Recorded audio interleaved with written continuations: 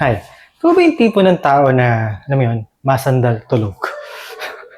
Alam mo, you're blessed kung ganun ka.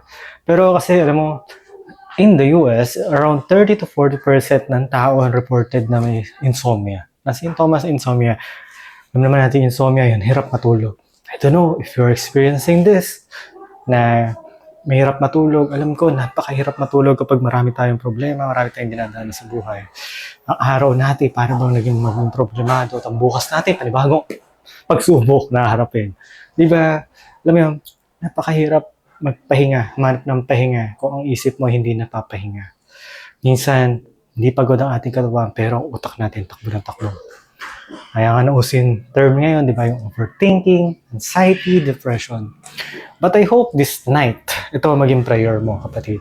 Sabi sa awit, sa Psalms chapter 4 verse 8, or sa awit chapter 4 verse 8, sa aking paghiga, nakakatulog ng mahimbing pagkat ikaw, Yahweh, ang nag-iingat sa akin. Let this be our prayer.